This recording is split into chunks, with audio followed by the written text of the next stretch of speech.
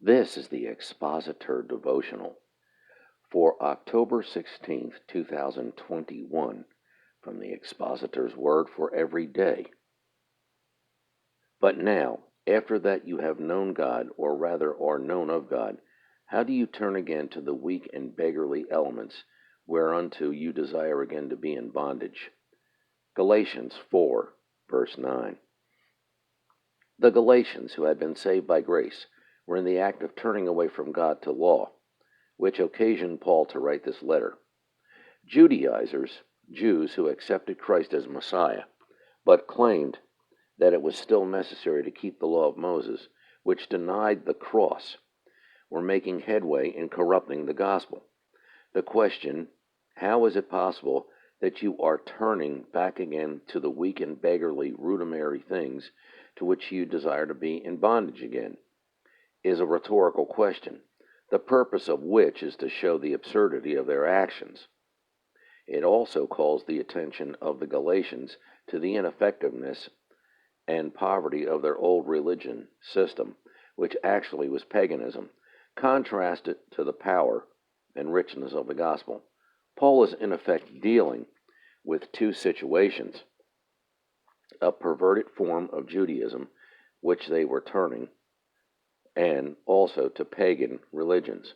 Both were legalistic in character and were without a dynamic to make actual the realization of ethical principles in the life.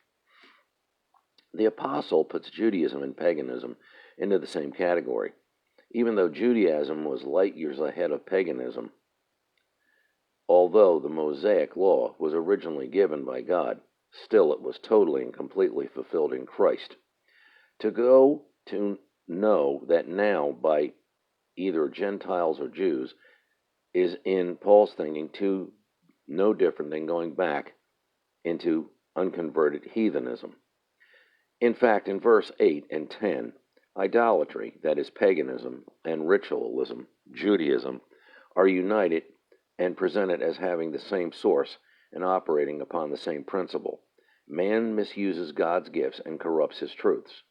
The law which taught man that he was a sinner and needed righteousness was used by man as an instrument to establish his own righteousness through a carnal observance of its outward requirements.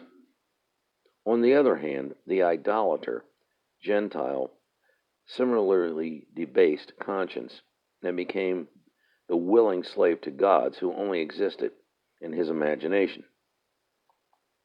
The time of the law consisted of symbols and examples, shadows used by God to teach his ancient people of the realities which they could find only in Christ.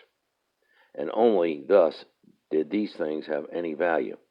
He knew how to employ these figures in connection with a law that tested man in the flesh and that demonstrated man's inability to serve God.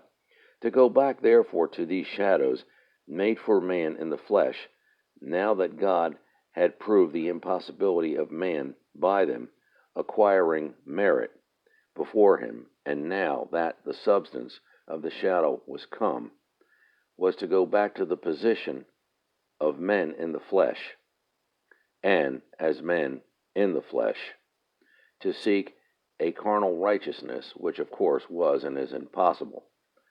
In fact, it was actually going back to the principles of idolatry.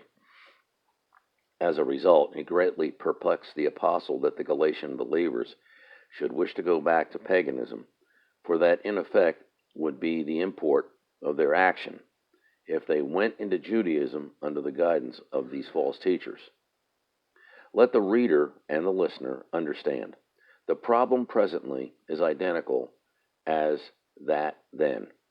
Any believer who tries to live for God by any other means other than a simple faith in Christ and what Christ is doing, exactly what some of the Galatians were doing, such a believer is accepting something that will not only not bring freedom, but which will thrust one into bondage.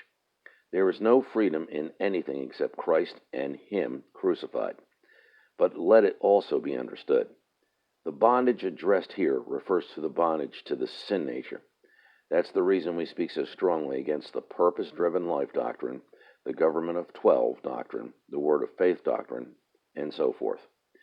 These systems do not look exclusively to Christ and the cross, but rather to legalistic demands formulated by men. The only answer is the cross of Christ.